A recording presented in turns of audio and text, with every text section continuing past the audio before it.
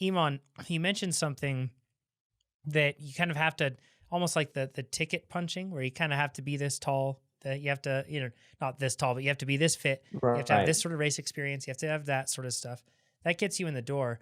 So how do you race successfully like that? Because a lot of the time, us amateur athletes, we don't really know whether to focus on a sprint, or we don't know whether to focus on breakaways. We don't know how to kind of find our way to success, like which opportunity, like Pete was talking about, is the best opportunity for us to win.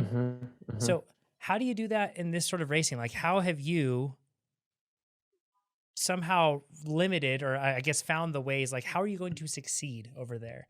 Because in one respect, you could just say, well, you just have to be really fast and that's it. But I'm sure that you've found that there are certain situations or certain opportunities that better suit you. So how have you prepared for those? I've learned to be dynamic. And I mean, I don't think many people can say this, and I don't say it in an arrogant light, but I'm just gifted with this huge aerobic capacity.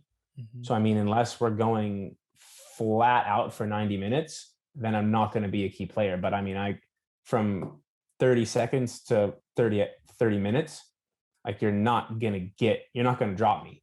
Mm-hmm. So, I mean, I have a lot of different diverse ways to make opportunity. I mean, I can attack, I can go solo, I can go solo and have a brute come to me. I can position because I have that ability. I can ride my bike well. So I would say to have the most success, you just want to be the most diverse rider you can be. Like if I just went to every race and said I'm sprinting, I'd be sprinting for 30th. If I said I'm just going to attack, well, I'd probably just attack until I was dropped and I couldn't even, pedal my bike. So, I mean, you have to just be this fit, diverse, knowledgeable, influential character in this Kermesse level of racing. It's really just, you have to be the perfect bike racer. It makes you the perfect bike racer. It really does. Like I have teammates and competitors that are better than me sometimes too, like I'm not always winning every race. And it's, you look at how they, you reflect after you drive home or at dinner or on a training ride. You're like, how did I miss that? What did he do? Mm-hmm. How, what was happening? Why did he get up the road? Why didn't I get up the road? Oh, it was this. Oh, it was that.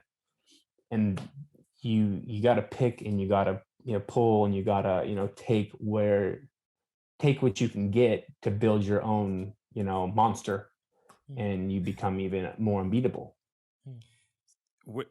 So I think one of the things that you just said there was really important, that you recognize in the opportunity what you should do. Like you just said, whether that's going to be, you're going to go solo and let people catch you, is a much different effort than if you're going to chase down the group of four, right? For sure. And so if you're recognizing what is a better choice out of multiple choices at each of these points in the race, it's like the recognition that's making you a good racer. Like you have the really expansive tool set, which helps for sure, but recognizing which choice to make over and over to still create the opportunity or to capitalize on the success that each one is. So You're saying that, like, really one of your best skills is that you can recognize right now what you think is going to happen, place your bet, do what you're supposed to do, and then that's going to get you in a better situation moving for the next one. And then there's another opportunity that you have to recognize and then capitalize on, and then do it again and again of course. and again. And it just becomes more refined and more refined and refined until you're at the line with four guys. So it's less about knowing beforehand, like, this is going to be the one card I'm going to play, but instead it's about making a series of right decisions. I think even Amber and Pete, you probably said that during one of the race analysis videos, I believe I remember, but it's building upon right decisions. Is that correct? Good way to summarize. Of course. That. 100%. I don't think it could be said any better. Got to make the selections, and then you got to make the next one, and then you got to make the next one. Which is really different, sure. right? Because a lot of us just think like, okay, the sprint, like I just need to work on the sprint. It's this climb that's going to be decisive, something like that, So it is a different way to look at it. Hopefully we can learn from that. A couple things that I really want to get into. Number one, Pete, you mentioned that, and I'm sorry, this is a bit of a tangent perhaps, but you mentioned that an effort that is a person that's trying to bridge up to a group of 4, or a person that's trying to initiate an effort then have a group of 4 catch them would be different? How would that physically be different? Am I going to go all out in one, not all out in another, or what's the difference?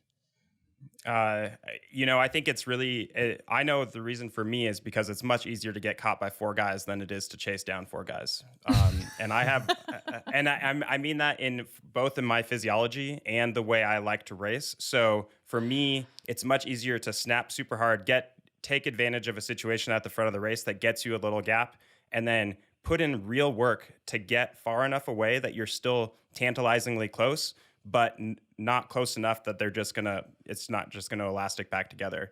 And so that's one where you kind of throttle down to stay, very small, right? We're talking like minute percentages, but you're gonna throttle down so that you're ready when the catch happens. You're gonna be able to work in. You wanna tease out who's going to play with you. And this happens in all levels of racing, even like the morning or, a Saturday morning ride. This is the same application where you're just getting far enough away that it's not an easy bridge, but you're ready for whatever is going to happen next. And you're going to try to set yourself up for success for when that catch happens.